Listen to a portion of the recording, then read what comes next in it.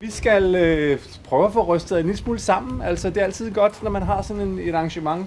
Folk kommer lidt fra forskellige steder, og kender garanteret hinanden, mange af jer, men nu kan I komme til at kende hinanden endnu bedre. Er I klar? Ja.